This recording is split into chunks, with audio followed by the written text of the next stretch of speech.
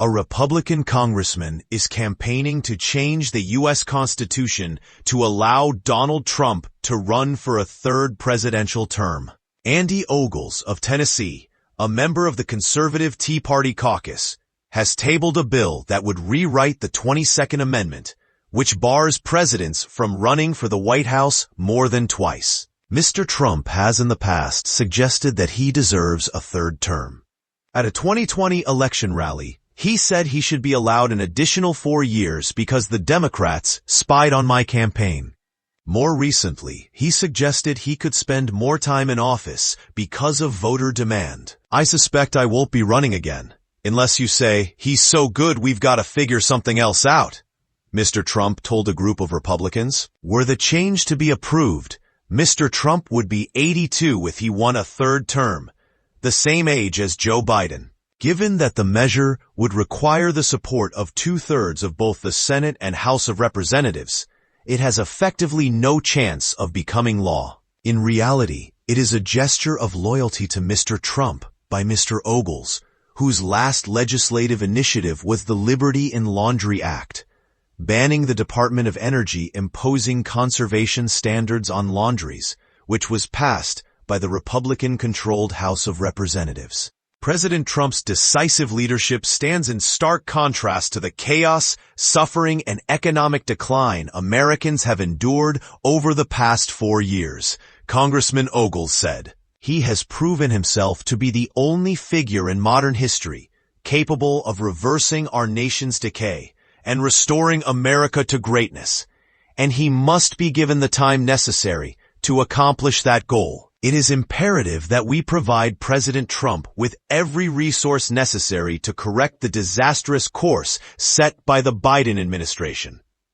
Franklin D. Roosevelt, who won the 1932, 1936, 1940, and 1944 elections, dying 3 months into his 4th term in office, is the only president to serve more than twice.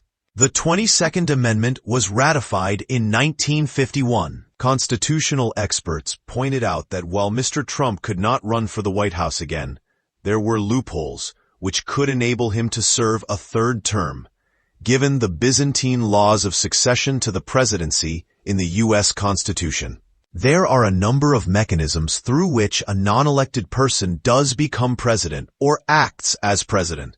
Bruce Peabody, professor of government and politics at New Jersey's Fairleigh Dickinson University, told The Telegraph. He could be J.D. Vance's vice president next time around, and he becomes president again. Mr. Vance would have to be on board, recognizing that he would have to step aside. So that's definitely a scenario. I think it is at least legally possible.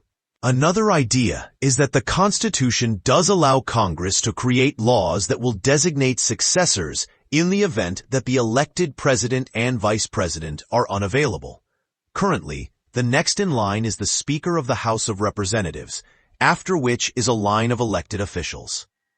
It's not crazy to say that it would be just as reasonable to have a twice-elected president on the list, Prof. Peabody said. We can imagine Congress deciding that it might be a good idea to have executive office experience in such a crisis. Kermit Roosevelt, a constitutional law professor at the University of Pennsylvania and great-great-grandson of Theodore Roosevelt, the 26th president, was also skeptical. I think that courts will not accept this in the absence of a constitutional amendment, he told The Telegraph. There is a theory out there that Trump could run for VP in 2028, then the president could resign, and he'd become president again. But I don't think the Supreme Court would buy it. In terms of an amendment, that would certainly let him serve a third term if it were ratified. But the chances of ratification are near zero. The only way Democrats in Congress or blue states would go along with that would be to see an Obama-Trump matchup in 2028. But I actually don't think that would be enough of an inducement, and I think the amendments being proposed would actually exclude Obama. So there's really no chance of hitting 2/3 in each House of Congress and 3/4 among the states.